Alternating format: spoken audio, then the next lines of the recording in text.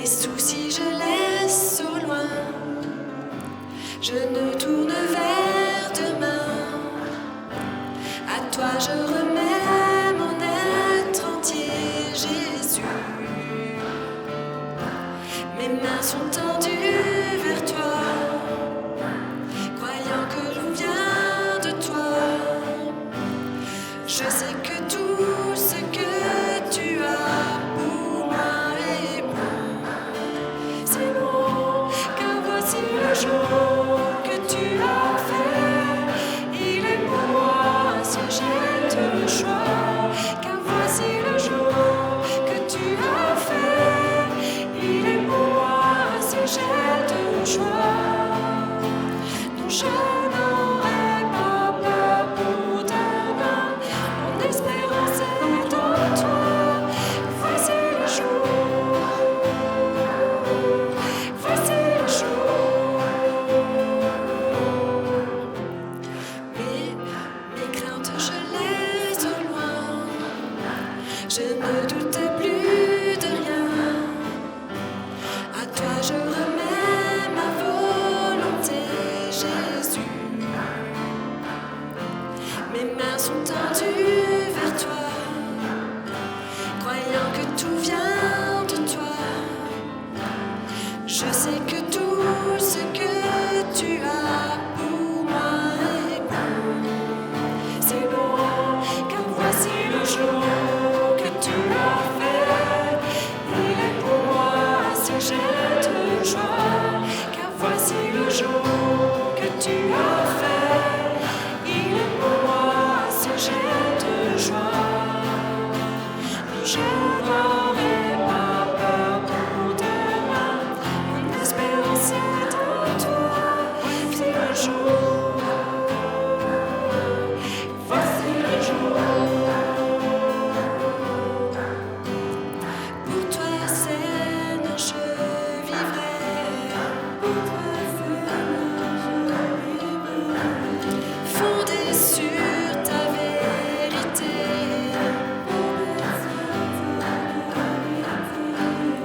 Pour toi, Seigneur, je vivrai. Fondé sur ta vérité.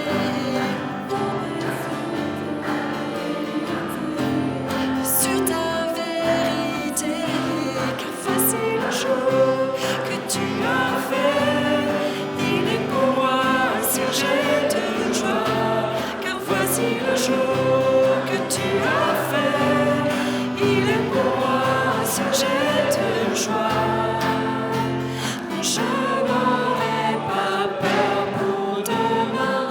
Mes craintes sont entre tes mains. Je te suivrai sur le chemin. L'espérance est en toi.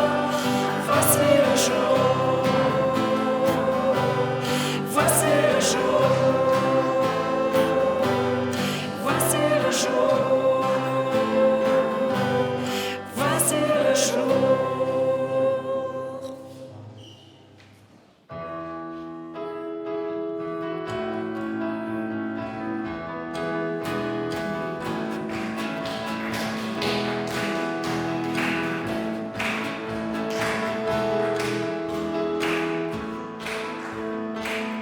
Je sais qu'il m'a secouru, son sang a coulé les fautes, je le crois, oui je crois. Il a enlevé ma honte, je suis guéri en son nom, je le crois, oui je crois. Je veux proclamer, oh, Jésus a vaincu la mort, mon Rédempteur, mon Rédempteur, mon Rédempteur, mon Rédempteur.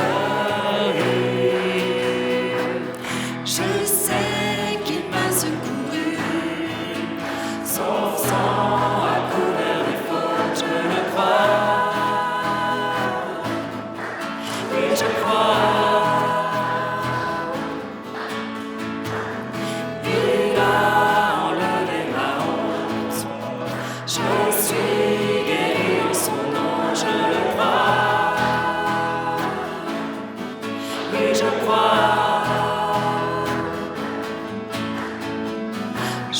veux proclamer. Jésus a vaincu la mort, mon Rédempteur. Mon Rédempteur, mon Rédempteur, mon Rédempteur. Tu prends mon fardeau et tu l'emportes. Alors je danse sur le sommet, je vois venir ton règne. Mon Rédempteur, mon Rédempteur, mon Rédempteur, mon Rédempteur, mon Rédempteur, mon Rédempteur, mon Rédempteur, mon Rédempteur, lui vit.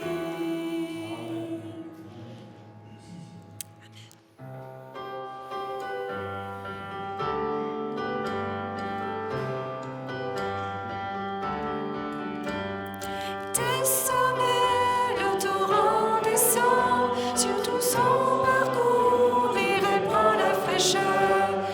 Dans les prairies et dans les vallées, la source déborde, la rivière est ici. Le fleuve de Dieu nous invite à danser, le fleuve de Dieu nous remplit de vie. Le fleuve de Dieu fait jaillir nos rires, criant de joie car le fleuve est ici. Le fleuve de Dieu bouillonne de vie, ceux qui s'approchent sont restaurés, ceux qui s'attardent le long des rives reviennent affamés, assoiffés du Seigneur. Le fleuve de Dieu nous invite à danser, le fleuve de Dieu nous remplit de vie. Le fleuve de Dieu fait jaillir nos rires, criant de joie car le fleuve est ici. À la montagne nous retournons, trouver la présence du Seigneur. Et sur les bords du torrent nous courons, nous louons Jésus dans la danse et les rires. Le fleuve de Dieu nous invite à danser, le fleuve de Dieu nous remplit de vie. Le fleuve de Dieu fait jaillir nos rires, criant de joie car le fleuve est ici. Le fleuve de Dieu nous invite à danser, le fleuve de Dieu nous remplit de vie. Le fleuve de Dieu fait jaillir nos rires, criant de joie car le fleuve est ici. Criant de joie car le fleuve est ici. Criant de joie car le fleuve est ici.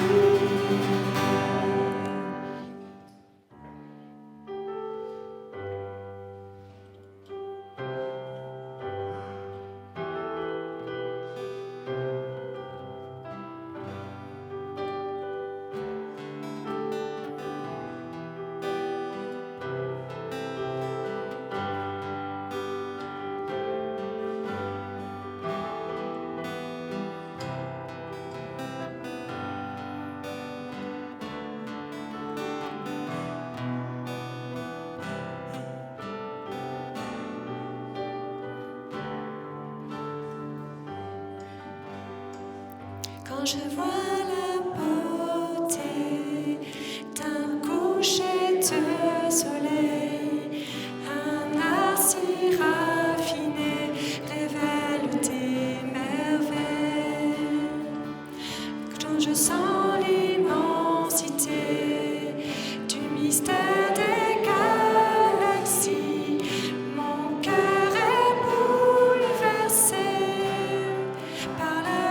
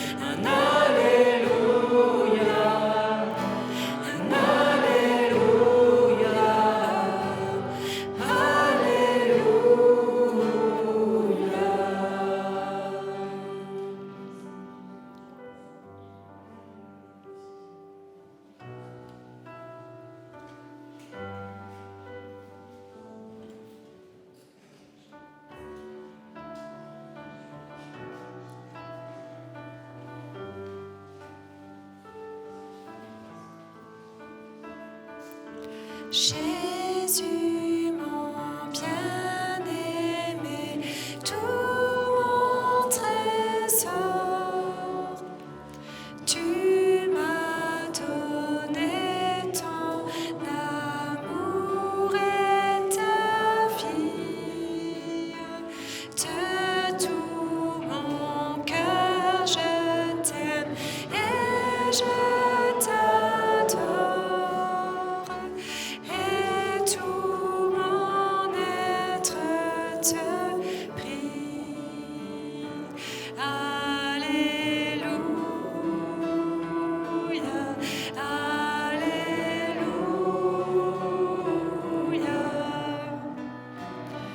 Agneau de Dieu, digne Seigneur, Alléluia,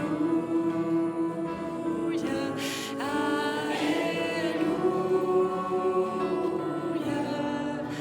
Mon âme te loue, ô Seigneur.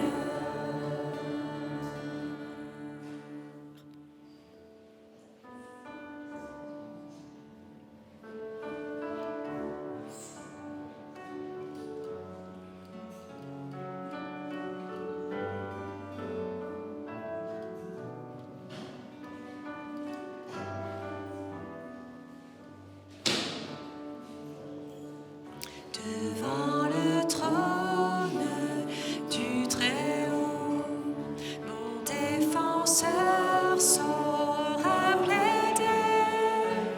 Cet avocat s'appelle amour, il intercède pour moi toujours. Mon nom est gravé sur ses mains, mon nom est inscrit sur son cœur, puisqu'il défend ma cause au ciel.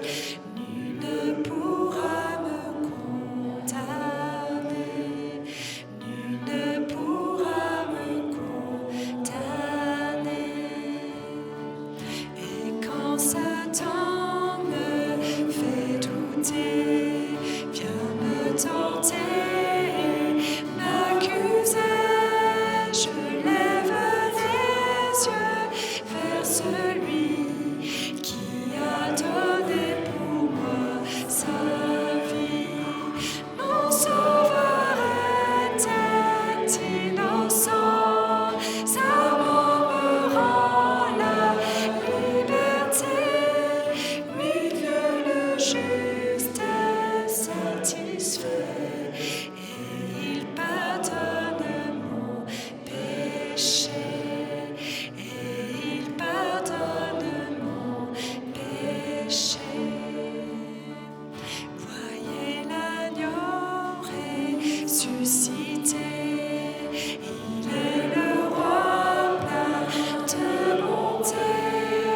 Non, il ne changera jamais, lui ma justice, mon bien, ma paix. En lui j'ai la vie éternelle, par son sang il m'a racheté. Pour toujours ma vie est cachée en Jésus mon sauveur, mon Dieu. En Jésus mon sauveur, mon Dieu.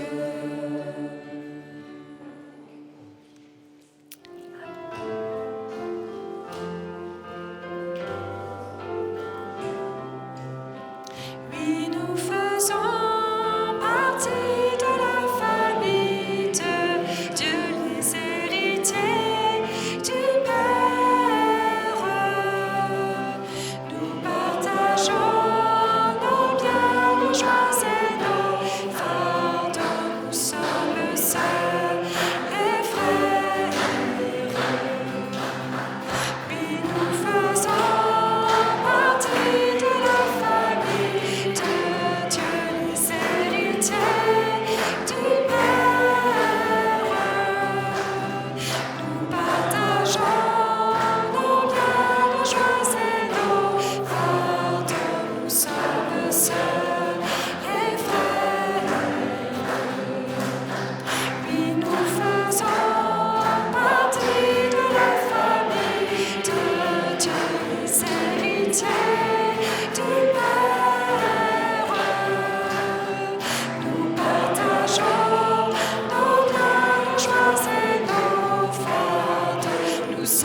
sœurs et frères. Voilà, j'ai pensé, en préparant mon message cette semaine, nous rappeler une vérité que nous vivons tous. Nous ne sommes que de passage. Est-ce que vous le savez? Nous ne sommes que de passage. Il ne faut jamais oublier que notre vie ici-bas, un jour, elle prendra fin. On ne peut pas y couper. Un jour, le Seigneur reviendra nous chercher. Il nous prendra dans son ciel de gloire pour ceux qui sont à lui. Et merci Seigneur pour ça. Je dois me préparer. La Bible dit « Prépare-toi à la rencontre de ton Dieu ». Alors ce n'est pas spécialement dans un cadre de mort ou de fin de vie si vous préférez. C'est tout simplement à chaque fois que je vais le rencontrer. Mais j'aimerais nous rappeler ce matin que notre vie ne nous appartient pas. J'aimerais nous rappeler aussi que notre vie est faite de choix. Je peux être une source de bénédiction. Je peux être une source de témoignage. Si je prends l'exemple d'un de mes personnages favoris, je vous en parle souvent. Si je prends l'exemple de Joseph, Joseph, dans sa vie, il n'a jamais choisi l'endroit où il a été envoyé. Pourtant, partout où il a été envoyé, il a choisi de faire le bien. Et non seulement il a choisi de faire le bien, mais il l'a fait. Des fois, on peut avoir de bonnes intentions. Le fils prodigue dira « Je me lèverai, j'irai vers mon père et je lui dirai. » Et quelles bonnes intentions! Mais il ne s'est pas contenté de bonnes intentions. Il s'est levé, il est allé et il a dit. Et moi, je crois que le Seigneur nous invite, en tant que croyants, à considérer que nous ne sommes que de passage sur cette terre, que de passage dans tel ou tel quartier, que de passage dans telle ou telle ville, que de passage dans notre famille. Et j'aimerais que nous puissions considérer tout simplement quelles traces nous allons laisser ou quelles traces nous voulons laisser. Alors, il y a un an de ça, j'étais presque votre pasteur, pas encore tout à fait. J'ai pris mes fonctions au 1er juillet. Le temps passe. Le temps passe vite. On ne l'a pas vu passer cette année, pourtant ça n'a pas toujours été simple. Pour ceux qui ne le savent pas, mais je voudrais vraiment remercier le Seigneur puisque Roxane a eu son affectation et elle se trouve aujourd'hui dans son prochain poste à 700 mètres de la maison. Alors ça c'est déjà une bénédiction, mais la bénédiction c'est surtout qu'elle change d'école. Voilà, je crois que c'est important aussi. Dieu entend, Dieu connaît. Dieu sait pourquoi on est à tel endroit. Et Dieu sait pour combien de temps on y est. Le plus important pour nous, c'est qu'est-ce que je vais y faire. Quelle trace je vais laisser. Et vous le savez qu'il y a l'approbation des hommes, mais il y a aussi l'approbation de Dieu. Parfois ça concorde, et parfois pas du tout. Et vous le savez comme moi, le plus important, c'est d'avoir l'approbation de Dieu. Parfois, je peux avoir tout le monde contre moi, mais si Dieu est avec moi, j'ai la victoire. Et c'est sur lui que je veux compter pour me relever, pour me fortifier. Alors que de passage? Bien, prenez avec moi ce premier texte que j'aimerais lire avec vous, dans Actes, chapitre 10. Hier, nous n'avons pas eu de voisins qui nous ont rejoints pour le barbecue, mais je dois vous dire que plusieurs m'ont dit « Monsieur le pasteur, nous, on serait bienvenus. » Mais la date ne correspond pas pour nous. Je pense à la petite mamie qui est juste à côté, je pense à un des voisins aussi, et je lui dis « C'est pas grave, on refera l'expérience et on vous invitera de la même manière. » Mais c'est à nous aussi de savoir quelle trace je laisse. Est-ce que je donne envie aux gens, non pas forcément d'être comme moi, mais d'être comme Christ? Est-ce que mon témoignage honore Dieu? Je n'ai pas dit est-ce que nous sommes toujours parfaits? Parce que ça, la réponse, on l'a déjà. Mais est-ce que je tends à donner envie? Est-ce que vous avez déjà vécu l'expérience, acte 10, verset 38, on va lire ensemble après, mais de gens qui viennent vous voir et qui disent « Mais vous avez quelque chose que je n'ai pas. Vous avez une joie que je n'ai pas. Vous avez une paix que je n'ai pas. Moi, j'en ai rencontré beaucoup et je me souviens du jour où mon voisin est arrivé lors d'un culte à Romilly. Et je disais aux gens, je l'ai vu de loin, j'étais en train de prêcher, et j'ai dit aux gens, si vous croyez me connaître, demandez à mon voisin. Parce que lui, il me voit dans des situations où vous ne me verrez jamais. Mais s'il est là, c'est que je me débrouille pas si mal. Parce que sinon, peut-être qu'il courrait à l'extérieur. Et je ne parle pas de perfection là, je parle d'humanité. Et puis de dire à un moment donné, c'est ce que Jésus a fait. Il s'est rendu semblable à nous pour qu'il puisse se rendre accessible. Je crois que ce que le Seigneur attend de nous, c'est que nous puissions être des gens accessibles aux autres, faire le bien quand nous le pouvons, rendre service quand nous le pouvons, et puis rendre témoignage quand nous le pouvons. Notre vie est un témoignage. Un bon témoignage ou un mauvais. Mais ça, c'est nous qui choisissons. Acte 10, verset 38. Regardez ce que faisait Jésus. Vous savez comment Dieu a oint du Saint-Esprit et de force Jésus de Nazareth, qui allait de lieu en lieu, faisant du bien, guérissant tous ceux qui étaient sous l'emprise du diable, car Dieu était avec lui. Nous sommes témoins de tout ce qu'il a fait dans le pays des Juifs et à Jérusalem. Ils l'ont tué en le pendant au bois. Dieu l'a ressuscité le 3e jour et il a permis qu'il apparût, non à tout le peuple, mais aux témoins choisis d'avance par Dieu, à nous qui avons mangé et bu avec lui, après qu'il fut ressuscité des morts. Et Jésus nous a ordonné de prêcher au peuple et d'attester que c'est lui qui a été établi par Dieu, juge des vivants et des morts. Tous les prophètes rendent de lui le témoignage que quiconque croit en lui reçoit par son nom le pardon des péchés. Je m'arrête là pour la lecture, en tout cas pour la première lecture, et insister quelques minutes sur ce premier texte. Jésus allait de lieu en lieu faisant du bien. Faire le bien. Ce qui est impressionnant avec Jésus, c'est qu'il ne demandait pas aux gens de lui rendre l'appareil. Imaginez un instant que nous puissions dire à quelqu'un, mais si je te donne ça, toi tu vas devoir me rendre ça. Heureusement que Jésus ne l'a pas fait parce que personne n'était capable de lui rendre ce qu'il donnait. Et encore plus dans ce que nous ne pouvons pas lire dans l'Écriture. Puisque la Bible nous dit quand même que s'il fallait écrire tous les miracles que Jésus avait faits, la terre entière n'aurait pas assez de place pour raconter tout ce que Jésus a fait. Nous sommes, frères et sœurs, des livres aux yeux des uns et des autres. Des lettres ouvertes ou fermées. Parce que ça dépend de ce que je propage autour de moi. Est-ce que je raconte encore ce que le Seigneur Jésus a fait pour moi?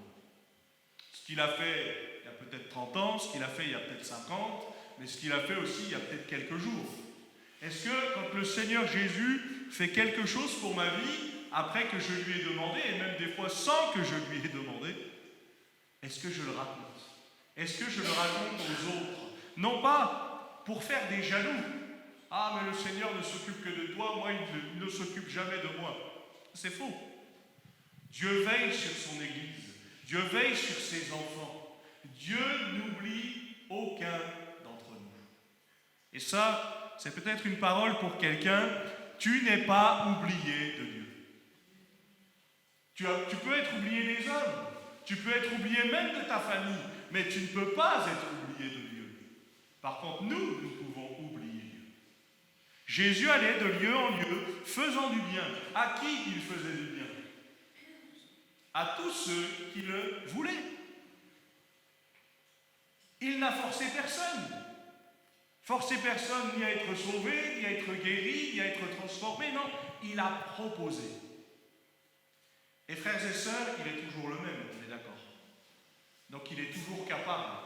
Parfois, si Dieu n'agit pas dans ma vie, dans ma situation, c'est peut-être que ce n'est pas le moment. Ça arrive. Il y a les temps de Dieu. Mais c'est aussi parfois parce que je ne le veux pas. Parce que je ne le laisse pas faire. Parfois, il est plus facile pour certains de prier pour les autres, en disant, mais Dieu peut te guérir, Dieu peut te délivrer, Dieu peut te transformer, Dieu peut ouvrir des portes que personne ne pouvait ouvrir. Et ça, c'est facile à dire pour les autres, mais à le dire pour soi. Vous savez, en ce qui concerne le poste de Roxane, moi, j'ai jamais douté de ça. Les circonstances étaient de notre côté. Mais des fois, quand toutes les circonstances sont là, ça ne veut pas dire que vous obtenez ce que vous voulez. Non, parce qu'après, il y a la volonté de Dieu. Si Dieu a décidé autre chose, il se passera autre chose. Je vous parlais de Joseph. Joseph qui va être envoyé comme esclave, qui va être dans la maison de Potiphar, il va faire le bien. Le témoignage va lui être rendu. La femme de Potiphar va lui jouer un mauvais tour, et même son mari ne la croit même pas. Parce que Joseph, croyez-moi, si son mari avait cru ce que la femme de Potiphar lui avait dit, Joseph, il aurait été tué sur place. La sentence n'aurait pas été autre. Mais lui, il est envoyé en prison. Pourquoi? Parce que on se rend compte de la vérité. En prison, qu'est-ce que Joseph fait? Il se lamente, il se plaint. Vous avez ça dans vos Bibles? Non. En prison, Joseph prend soin de ceux qui sont autour de lui. Il regarde la souffrance, il regarde la difficulté et il va les aider. Frères et sœurs, que nous soyons des gens attentifs aux besoins des autres. Je ne peux pas répondre à tout, mais si le Seigneur m'a placé là où il m'a placé, c'est pour rendre un bon témoignage. Peut-être, frères et sœurs, que nos voisins, ceux que nous côtoyons, ne viendront peut-être jamais dans cet endroit. Peut-être. Mais ils auront accès au témoignage que je vais laisser. Est-ce que je vais laisser un bon témoignage? Vous savez, quand je pense à nous, là, à côté de chez nous, il y a un parc à quelques centaines de mètres. Les enfants, ils passent leur temps là-bas. Et quand j'y vais aussi, j'ai les parents qui me disent « Mais mon fils m'a dit que vous étiez prêtre. » Je dis « Oui, sauf que moi, j'ai 2 enfants. Donc, à un moment donné, il y a quelque chose qui ne va pas. Même si c'est peut-être en train de changer ses œufs et ce ne serait pas plus mal. Mais je dis « Non, je suis pasteur. » Et puis, on parle un peu. Moi, je remercie le Seigneur parce qu'on ne sent pas d'animosité, on ne sent pas de peur. Et moi, je prie beaucoup pour ça parce que vous savez que des fois, les circonstances ne sont pas faciles. J'ai un collègue qui travaillait avec moi dans la mairie, travaillait ensemble dans une équipe, dans une école. Et lui, il était pompier volontaire, puis après, il est passé pompier professionnel. Et du jour au lendemain où il est passé pompier professionnel, il a reçu un courrier de la mairie en lui disant « Maintenant que vous ne faites plus partie de la mairie, nous ne voulons plus vous avoir aux abords des écoles. » Il m'a montré ce courrier, j'étais très très étonné. J'avais jamais jamais vu un courrier comme ça. Et puis je lui dis écoute, moi qui suis dans le même cas que toi, j'ai quitté en même temps que toi. Bon, moi je n'ai pas quitté pour être pompier professionnel, hein. Moi j'ai quitté pour être pasteur, ils le savent. Mais moi à chaque fois que j'y vais et que je vais voir les collègues, j'ai jamais eu de courrier comme ça. Et je pense que Dieu ouvre des portes. Dieu nous aide aussi à avoir un bon témoignage. Prions pour nos autorités, prions pour ceux qui nous gouvernent. Tâchons d'être le mieux possible, dans la mesure du possible aussi, hein, parce qu'on ne peut pas être plus royaliste que le roi. Mais je vois, en tout cas au travers de ce premier texte, que Jésus allait de lieu en lieu, il faisait du bien, guérissant tous ceux qui étaient sous l'emprise du diable. Rien ne lui résistait. Et ton problème n'est pas plus fort que mon Dieu. Ta difficulté n'est pas plus forte que mon Dieu. Dieu peut s'en occuper. Mais est-ce que je lui laisse le soin de s'en occuper? La Bible dit « Déchargez-vous sur lui de tous vos soucis, car lui-même prendra soin de vous. » Et je dois accepter de laisser mon fardeau. Si je dis au Seigneur, je te donne mon fardeau, mais qu'aussitôt après lui avoir dit, je reprends mon fardeau, le Seigneur dit, fais ce que tu veux. Mais moi, je veux m'en charger. À la croix, il a pris nos fardeaux. Il a pris nos soucis. Et peut-être ce matin, de dire à quelqu'un, mais il est temps de lui laisser complètement. Parce que je suis libre de lui donner ce que je veux, même de ne rien lui donner. Mais pour ceux qui en ont fait l'expérience, c'est tellement bon de savoir que Dieu s'occupe de nos affaires. Moi, je suis persuadé que quand on s'occupe de ses affaires à lui, lui, il s'occupe des nôtres. Et il le fait mieux que nous-mêmes. Alors oui, il va de lieu en lieu, il fait du bien. Et le texte nous dit, nous sommes témoins de tout ce qu'il a fait.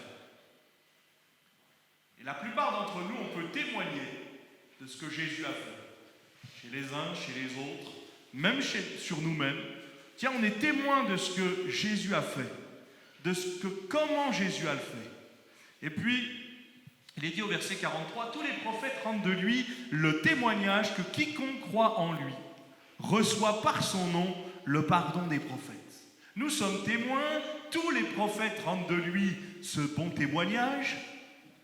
Et puis, de se dire dans la suite, mais est-ce que je n'ai pas simplement envie d'en entendre parler? Job dira, mon oreille avait entendu parler de toi. Mais maintenant, mon œil t'a vu. J'avais entendu tout ce que tu étais capable de faire. Et maintenant, je peux témoigner que tu as agi. Et je voudrais vous inviter à ne pas oublier ce que Jésus est capable de faire.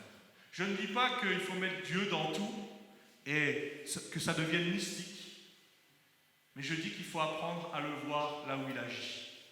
Là où moi je suis limité, là où moi je ne peux plus rien faire, Dieu, lui, est encore capable d'agir. Là où j'ai tout essayé, la femme à la perte de sang, la Bible dit depuis 12 ans, elle souffrait de ce mal, et puis la Bible dit même qu'elle avait tout essayé et que ça allait en empirant. Elle avait sans doute de moins en moins de moyens, mais elle avait tout fait pour se sentir mieux et ça ne marchait pas.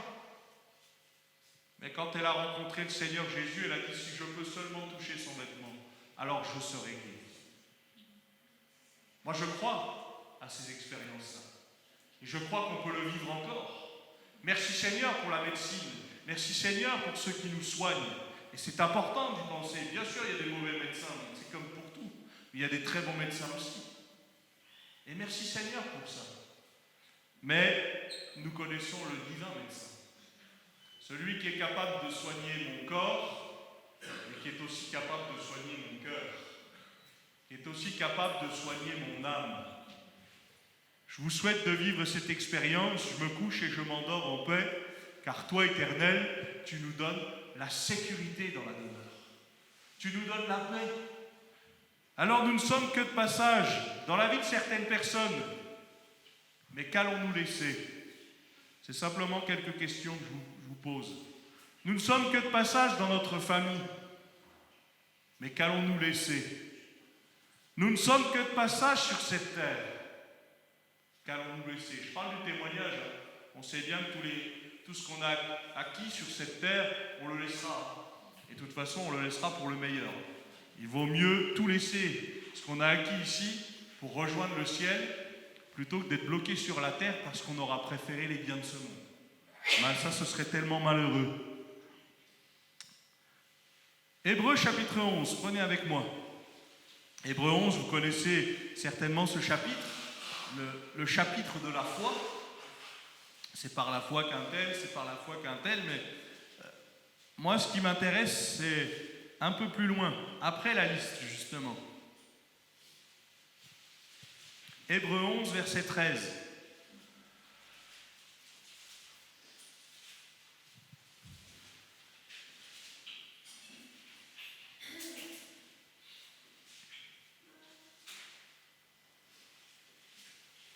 Hébreux 11, verset 13 nous dit, c'est dans la foi qu'ils sont tous morts sans avoir obtenu les choses promises, mais ils les ont vues et saluées de loin.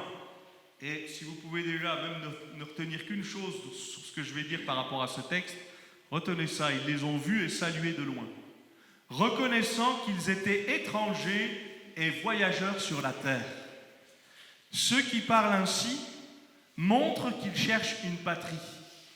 S'ils avaient eu en vue celle d'où ils étaient sortis, ils auraient eu le temps d'y retourner. Mais maintenant, ils en désirent une meilleure, c'est-à-dire une céleste. C'est pourquoi Dieu n'a pas honte d'être appelé leur Dieu, car il leur a préparé une cité. C'est dans la foi qu'ils sont tous morts, sans avoir obtenu les choses promises, mais ils les ont vues et saluées de loin. La foi vient de ce qu'on entend vient de la parole de Dieu, mais la foi, c'est voir les choses sans qu'on ne les ait encore vues réellement. Est-ce que je m'attends à l'agissement du Seigneur dans ma vie? Est-ce que je m'attends à l'agissement du Seigneur dans ceux qui me sont proches? Est-ce que lorsque je prie avec foi? Bien sûr, après, le Seigneur fait ce qu'il veut, comme il veut, et dans le temps qu'il veut. Mais mon rôle, c'est de me tenir dans la foi. Et peut-être comme cet homme qui va dire « Mais je crois, viens au secours de mon incrédulité ». Vous savez qu'il y a des choses que nous pouvons répéter au Seigneur. Il y a des prières que nous pouvons répéter au Seigneur. Mais il y a aussi des prières, on lui a dit une fois et le Seigneur parfois nous a répondu « Mais j'ai bien entendu ton message, je vais m'en occuper ». Parfois le Seigneur va nous montrer que cette prière-là n'est pas forcément utile ou pas forcément primordiale. Mais ce que nous dit ce texte, c'est que nous sommes étrangers et voyageurs sur la terre. Nous ne devons pas trop nous attacher aux biens de ce monde, à ce que nous avons ici, pour que cela devienne parfois nos idoles.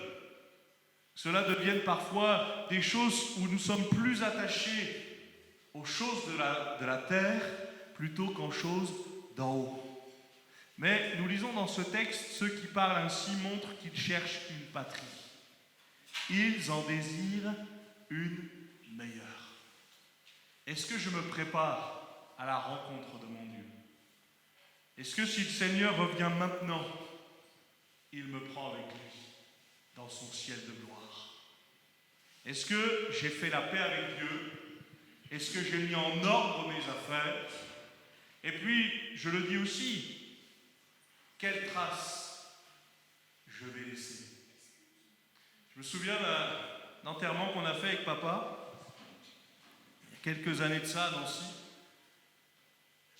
La mamie est décédée, on est allé voir la famille et ils étaient en train de faire le tri de tout ce qu'il fallait garder et de tout ce qu'il fallait jeter. Et ils ont trouvé une petite malle. Je ne sais plus combien de petits enfants elle avait, je ne sais plus combien d'enfants elle avait, mais dans cette malle, elle avait écrit des lettres pour chacun, avec des consignes, avec ce qu'elle aurait aimé qu'il garde, non seulement d'elle, mais aussi de Jésus. Parce que c'était quelqu'un qui était croyant, très croyant, mais toute sa famille ne l'était pas. Et je peux témoigner, moi, qu'elle leur rendait témoignage. Je l'ai vu plusieurs fois. Elle laissait vraiment de bonnes choses. Et bien, jusqu'à sa mort, elle a laissé ces petites lettres. Et à un moment donné, il y a même un des membres de la famille qui me dit « Monsieur le pasteur, ça vous regarde ?» en me tendant la lettre. Je dis « Non, ça ne me regarde pas, ça. Ça, c'est une lettre qui vous est destinée. Ne méprisez pas le côté religieux des choses. Elle vous a laissé un message qui peut vous être utile jusque dans l'éternité. » Qui que nous soyons ici ce matin, mais qui qu'on soit sur la terre, si nous avons un jour entendu parler de l'Évangile, nous avons des choix à faire. Nous avons le choix de suivre Christ ou de ne pas le faire, mais aussi de rendre un bon témoignage. Souviens-toi que ma vie est un souffle, disait Jean. C'est pour ça que c'est important de ne pas mépriser. La vie est un cadeau que Dieu nous a donné.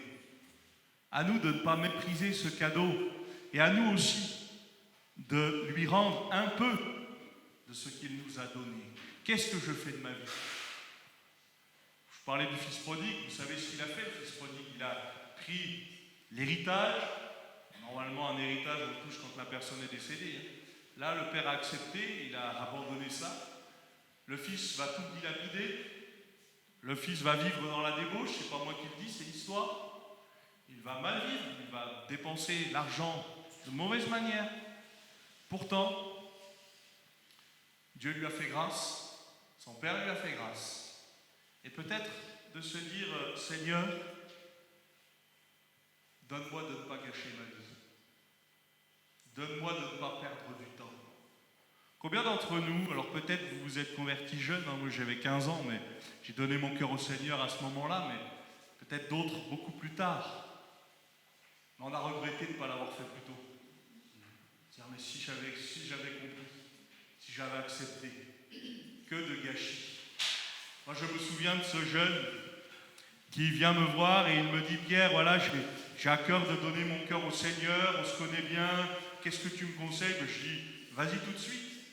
Suis les instructions de baptême, vraiment, mets en ordre ta vie. Il me dit, ok, ça va être fait. Puis, au fur et à mesure de temps, le temps passait, et puis il ne faisait aucune démarche par rapport à ça. Et puis il y a une année qui est passée. Mais ça a été une des pires années pour lui. C'était quelqu'un qui avait été bien éduqué, c'est quelqu'un qui avait été bien élevé, qui était dans une bonne famille, qui était protégé de beaucoup de choses. Mais du jour au lendemain, en un an, trouve un travail, ça l'a éloigné de la famille, ça l'a éloigné des repères chrétiens. Et il est complètement tombé dans la débauche.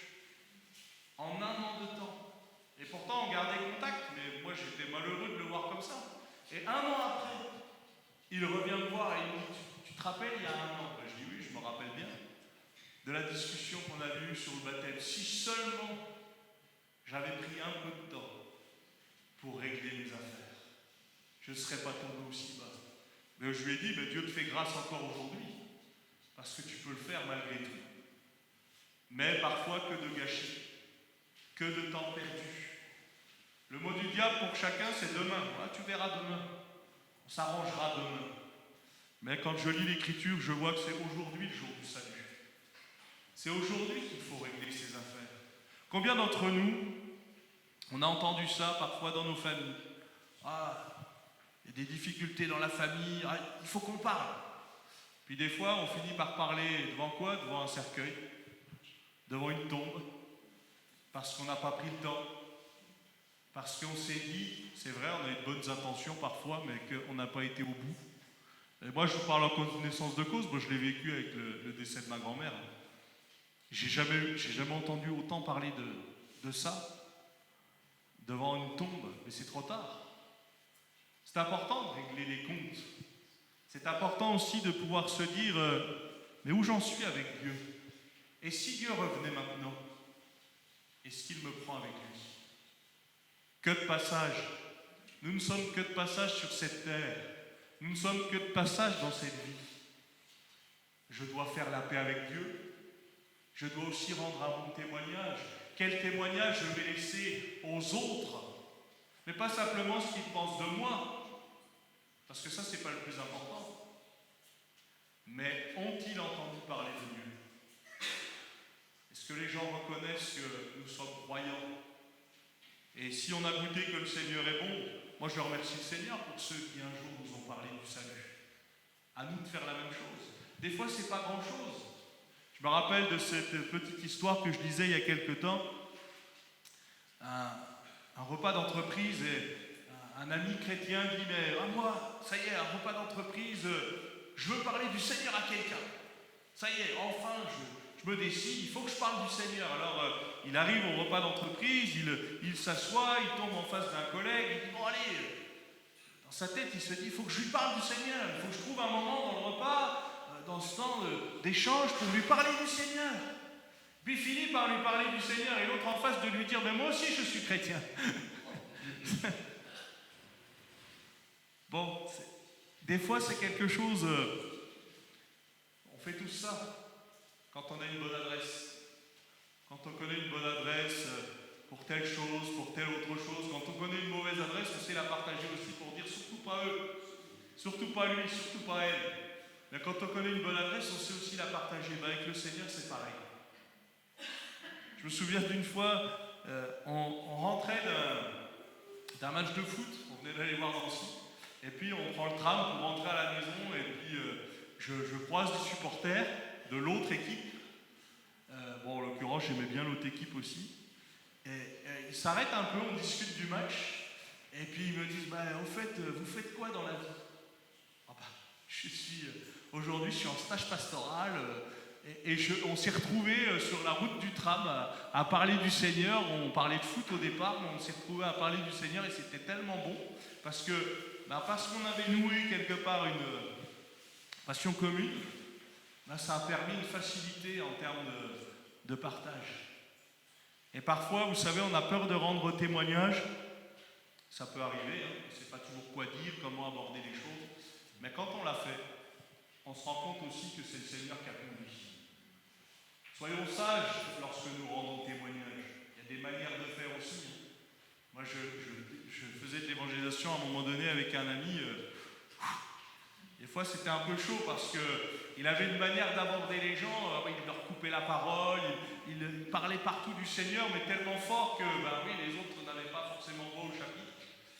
Et moi, je l'ai fait aussi parfois, sans doute. Mais c'est de dire, Seigneur, donne-moi de laisser une trace de ta part auprès des gens que je côtoie. Parce que c'est ce à quoi le Seigneur nous appelle. Vous savez, au-delà de remplir une église, le Seigneur nous appelle à laisser une trace de sa part pour qu'au ciel, on se retrouve tous. On peut tous se retrouver dans des rassemblements, mais le but, c'est qu'on se retrouve tous au ciel.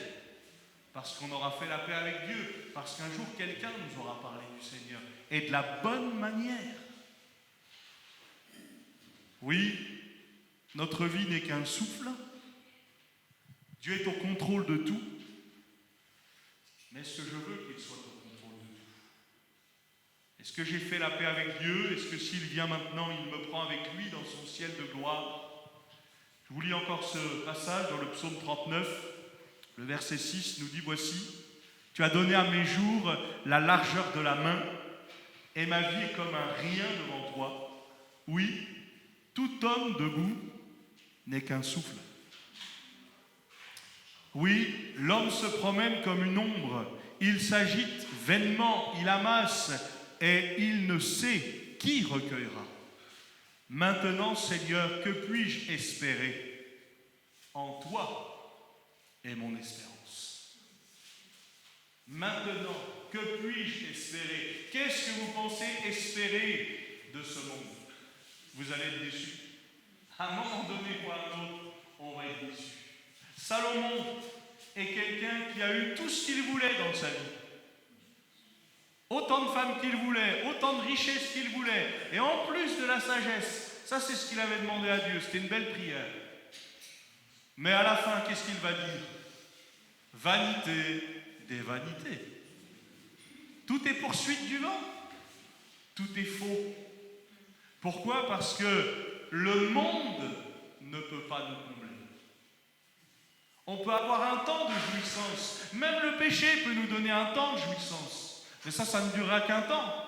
Parce qu'après, la facture, elle est salée. Vous savez, c'est comme quand le diable, il va tenter Jésus au désert. Si tu m'adores, si tu te prosternes, je te donnerai gloire éphémère, en plus pour ce que le diable de posséder n'aime pas. Mais beaucoup se sont fait avoir. Comme dès le départ, au jardin, le fruit, je ne sais pas si c'était une pomme ou autre chose, c'est pas ça le plus important. C'est que Dieu a dit, mais a-t-il réellement dit? Et là, le trouble et le doute s'installent. Frères et sœurs, qu'est-ce qui nous fait surnager dans la tempête, dans la difficulté? C'est ce que Dieu dit. Ces paroles, elles sont certaines, elles sont sûres. Si Dieu a dit qu'il sera avec nous, il va l'être. Si Dieu a dit qu'il serait dans la difficulté, même avec nous, il va être avec nous. Assurons-nous qu'il soit avec nous dans nos projets. À nous de ne pas embarquer Dieu dans nos projets, mais à nous de dire, Seigneur, il faut que tu sois en avant du projet. Parce que si ce n'est pas de toi, ça ne tiendra pas. Et là, combien de témoignages on pourrait rendre ce matin en disant, oui, c'est vrai. Quand on a demandé l'aide de Dieu, il nous a conduits, il a fait que le projet se fasse, mais combien de témoignages on pourrait rendre en disant, mais là, Dieu n'était pas dans l'histoire et le projet s'est cassé la figure. Frères et sœurs, encore une fois, est-ce qu'il y a des projets que je mène aujourd'hui où je n'ai même pas demandé l'aide de Dieu, où où je n'ai même pas demandé son avis. Je me suis lancé peut-être dans certaines choses, Dieu n'a même pas validé, et parfois c'est même moi qui me suis convaincu. C'est facile de prendre la Bible et de lui faire dire ce qu'elle ne dit pas. Moi, si vous voulez des textes qui aillent dans votre sens ou qui aillent dans mon sens, je peux en trouver. Mais ça ne veut pas dire que Dieu est d'accord. Moi, je crois que le plus important, c'est l'honnêteté que nous devons avoir avec Dieu. Si je veux que Dieu me parle, je dois être prêt à recevoir ce qu'il veut me dire réellement. Pas ce que j'ai envie d'entendre, mais ce que j'ai besoin d'entendre. Dieu parle tantôt d'une manière, tantôt d'une autre, mais l'homme n'y prend point garde. Moi, j'aime à le dire, je préfère prêcher dans les enterrements que dans les mariages. Pourquoi ? Parce que dans les enterrements, les gens sont beaucoup plus solennels. On est tous égaux face à la mort. Un jour, on y goûtera tous. Quand des périodes de mariage, bon, on est un peu plus festif, on a moins la tête à ça. Mais c'est important aussi peut-être de se dire que je dois préparer les choses. Prépare-toi à la rencontre de ton Dieu. Je disais ça dernièrement, je crois que c'était avec Marie. Moi, dans mon ordi, vous retrouverez, je sais les cantiques que je veux qu'ils soient chantés à mon enterrement, je sais les textes que je veux qu'ils soient lus, je sais des choses que j'ai laissées pour les enfants. On pourrait se dire, il est encore jeune, mais en fait, moi, ma vie, elle ne m'appartient pas. Et la vôtre non plus, d'ailleurs. Mais Dieu sait. Et se préparer, c'est aussi ça. C'est aussi pouvoir dire, Seigneur, montre-moi. Montre-moi. Et puis peut-être, pour dire à quelqu'un aussi ce matin, toi aussi tu peux dire que puis-je espérer. J'ai essayé peut-être plein de choses. J'ai essayé plein de choses qui, selon moi, me contenteraient. Mais je n'ai pas trouvé la paix, je n'ai pas trouvé le bonheur. Que puis-je espérer ? Bien, le psalmiste dira, en toi est mon espérance. Parce que vous pouvez goûter à plein de choses dans ce monde, et ce ne sera jamais aussi bon que ce que Dieu peut vous donner. On peut goûter à plein de choses, on peut se délecter de plein de choses, et ce ne sera jamais autant meilleur que ce que Dieu est capable de donner à chacun. À nous de savoir où est notre priorité. Colossiens chapitre 3, prenez avec moi. J'en ai parlé un petit peu tout à l'heure, et je voudrais le lire avec vous.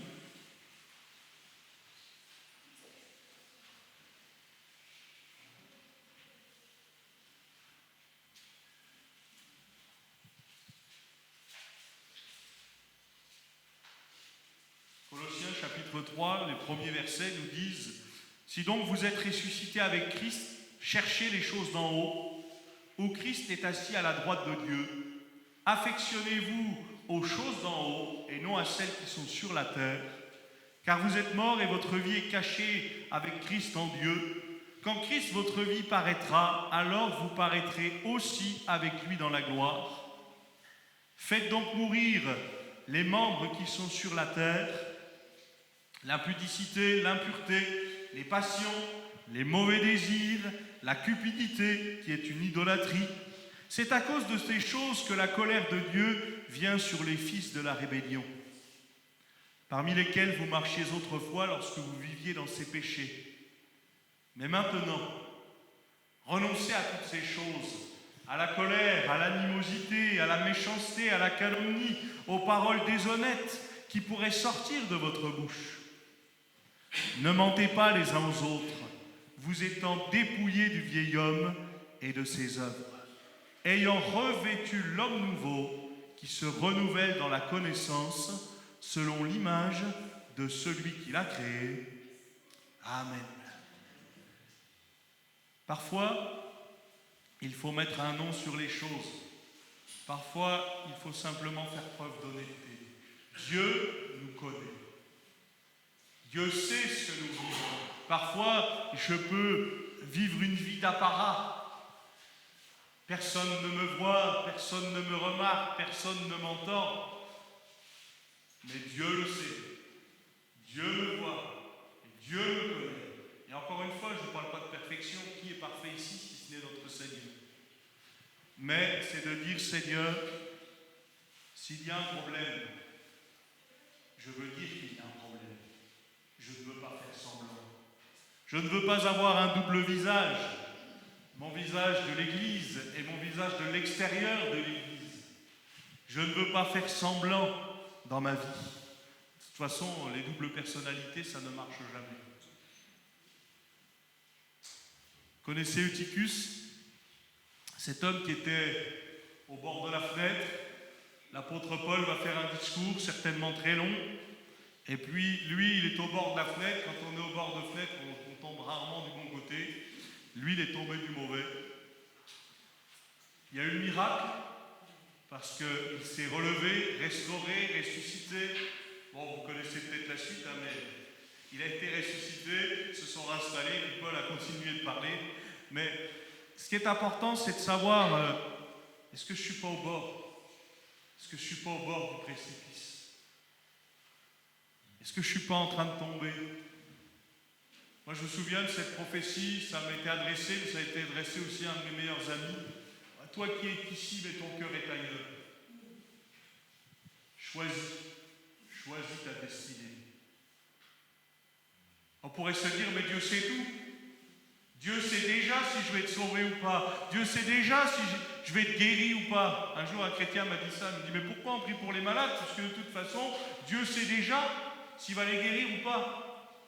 On prie pour les malades parce que la Bible nous dit de prier pour les malades et que ça vaut le coup. J'en suis bénéficiaire et la plupart d'entre vous aussi. Dieu fait de grandes choses. Combien d'entre nous on peut dire qu'à un moment donné de nos vies, les gens n'ont plus parié sur nous, disant mais qu'est-ce qui va devenir, qu'est-ce qu'elle va devenir, bon, vu l'état dans lequel elle se trouve, vu l'état dans lequel il se trouve, voilà, il est déjà tombé tellement bas. Pourra peut-être jamais se relever. Ouais, mais même les plus bas tombés, Dieu est capable de les relever. Et on en fait partie. D'où l'importance de ne pas mépriser celui qui vient, même dans son état naturel. Il vient peut-être pas comme nous on est, il vient peut-être pas avec les critères que moi j'ai, mais c'est pas le plus important. Notre critère commun, c'est l'amour de Dieu pour tous les hommes. Dieu regarde à ce que nous sommes. Et je le disais, c'est vrai, nous ne sommes que de passage. Si j'ai à faire la paix avec Dieu, il faut que je le fasse maintenant. Ne remets pas à demain ce que tu peux faire aujourd'hui, parce que demain ne t'appartient pas. Avec Dieu, c'est possible. Parfois, on peut avoir des craintes. Mais Seigneur, je sais ce que je dois faire, mais je ne sais pas comment je vais le faire, et j'ai peur de le faire, et j'ai le droit de le dire au Seigneur, ça. Et le Seigneur va dire, mais je vais t'accompagner. Le plus dur et le plus terrible serait de ne pas faire ce que Dieu veut qu'on fasse. Dernièrement, j'ai entendu de la part de quelqu'un, je ne le connais pas, il devait changer de poste dans son travail, et il demande au Seigneur, il dit, mais Seigneur, où est-ce que je dois aller? Montre-moi les choses. Puis le Seigneur lui parle. Il lui dit, voilà, c'est là que tu dois aller. Il y a des ouvertures qui sont là. Il lui parle directement, mais il lui parle aussi au travers de l'ami d'un ami. Alors moi, je fais toujours attention à ça. Mais là, on est aussi dans un cadre, je dois vous le dire, on est aussi dans un cadre pastoral. Et cet ami l'appelle et il dit, mais écoutez, je ne vous connais pas, mais j'ai une parole pour vous. C'est là que vous devez aller. Il ne connaît rien de la situation. Il dit, j'ai juste une parole pour vous, c'est là que vous devez aller. Et cet homme, quand il s'est présenté devant les collègues, je n'étais pas là, mais il a dit, écoutez, je sais la direction que je dois prendre, mais je ne vais pas y aller. C'est fou, hein? C'est fou d'arriver à quelque chose comme ça. Et je vous le dis parce que moi, ça m'a choqué quand je l'ai entendu, et vous aussi, je pense, mais parfois on est comme ça. On sait ce qu'on doit faire, mais on ne le fait pas. Jonas a entendu, va à Ninive. Jonas, il n'a pas entendu, va à Tarsis. Hein. Il a entendu, va à Ninive, et il l'a bien compris. Mais qu'est-ce qu'il fait? Il refuse. Bon, Dieu va conduire Jonas. Il va utiliser ce poisson, baleine ou autre, je ne sais pas ce que c'était exactement. En tout cas, il ne s'est pas trompé de destination. Il l'a recraché là où il fallait. Et Jonas est allé, il a fait le tour de la ville, il fallait déjà 3 jours pour le faire. Je ne sais pas comment il a évangélisé, mais ça ne devait pas être terrible. Parce que, vous savez, le problème de Jonas, c'est qu'il connaissait la volonté de Dieu. Et il savait qu'en parlant aux gens à Ninive, s'ils se repentaient, Dieu allait leur pardonner. C'est terrible de se dire ça, parce que Jonas c'est quand même le prophète. Et puis finalement Dieu a fait grâce à Ninive. Comme il peut te faire grâce. Comme il peut te faire grâce. Peut-être que c'est une parole que tu as besoin d'entendre. Dieu peut aussi te faire grâce. Parfois, vous savez, le plus difficile, ce n'est pas d'accepter le pardon de Dieu pour nous, c'est d'accepter de se pardonner soi-même. C'est ça parfois le plus difficile. Combien d'entre nous, on a dit un jour, mais je ne mérite pas. Je ne mérite pas et je ne mérite pas. Et d'ailleurs, c'est vrai, on ne mérite pas. Et pourtant, il nous l'offre. Mais entre le moment où je dis je ne mérite pas et entre le moment où j'accepte la grâce, il y a quand même un sacré pas de faire. Et peut-être de dire ce matin, jusqu'à quand vas-tu refuser la grâce? Jusqu'à quand ne vas-tu pas te démarquer? Frères et sœurs, quand nous sommes devenus croyants, on a changé. On a changé notre manière de vivre, on a changé notre manière d'être. On n'est pas devenus des parfaits, mais on a quand même changé, parce que si on n'a pas changé, à quoi ça sert qu'on ait accepté le Seigneur? Il nous a changés, il nous a transformés. Et peut-être de dire à nos amis, mais si le Seigneur l'a fait avec moi, il peut le faire pour toi. Moi je dis merci au Seigneur pour le brigand à la croix. Parce que jusqu'au bout, même dans l'agonie du Seigneur, il va offrir le salut. Et l'homme va saisir le salut. Et vous connaissez l'histoire, hein? Il n'y a pas qu'un brigand, il y en a deux. L'autre va mourir dans son péché. Pourtant, il a à côté de lui le sauveur du monde.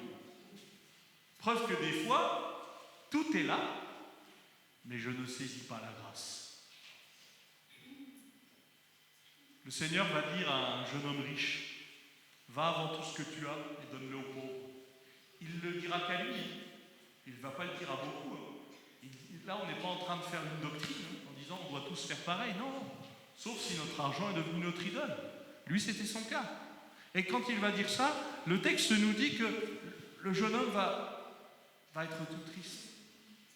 Alors vous pourriez me dire, on n'a pas tellement la fin de l'histoire, peut-être qu'il l'a fait, peut-être qu'il ne l'a pas fait. Ouais, on ne la connaît pas, la fin de l'histoire. On ne sait pas. Peut-être que ce jeune homme riche, on le verra au ciel, on l'espère.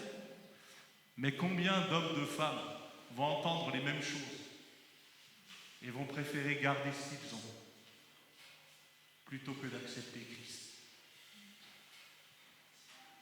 Notre Dieu est capable de faire infiniment au-delà de ce que nous pensons, même espérons. Mais il faut le laisser faire.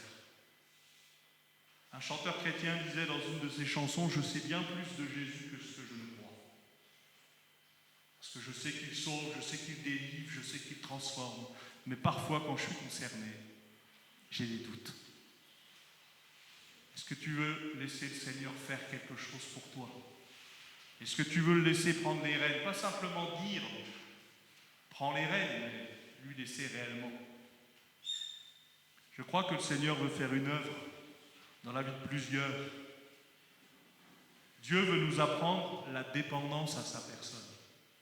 Quand il amène le peuple d'Israël au désert, c'est pas pour rien.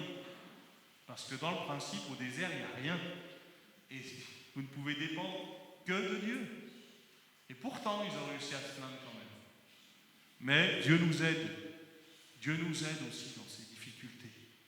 Et peut-être Dieu parle à ton cœur en disant, mais tant que tu ne m'auras pas pleinement laissé cette affaire, je ne pourrai pas m'en occuper. Si tu veux garder pour toi, ben tu peux garder. Mais ça n'est pas utile. Et puis, je termine, puisque j'ai commencé comme ça. Que de passage. Qu'est-ce que je veux laisser? Quelle trace je veux laisser? Mais je veux aussi me préparer pour la suite. Si je ne suis pas en accord avec Dieu, si je n'ai pas fait la paix avec Dieu, ça c'est le plus important.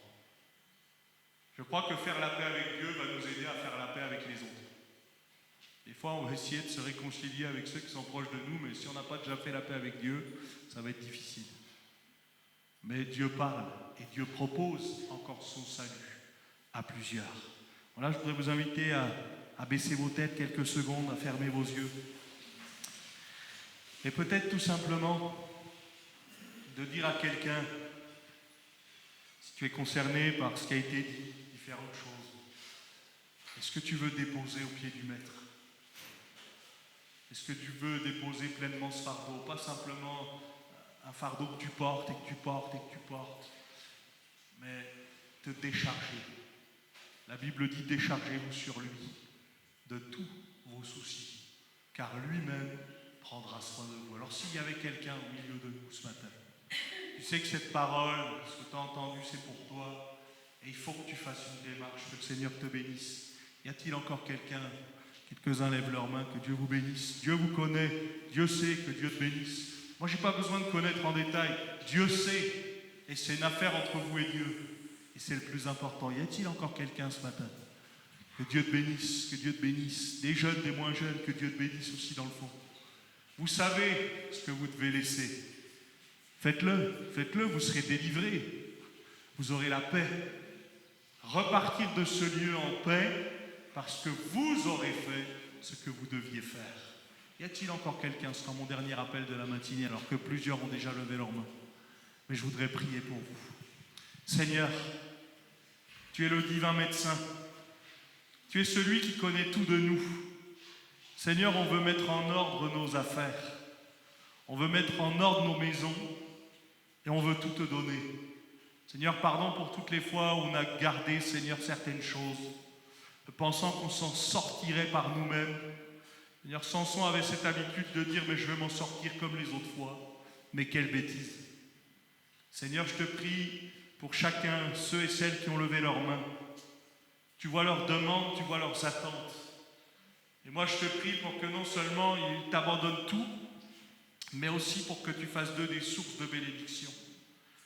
Que dans les jours qui viendront, qui suivront, ils puissent dire: mais oui, j'ai fait l'expérience et Dieu est intervenu. J'ai tout laissé entre les mains du Maître et lui, il a fait le miracle.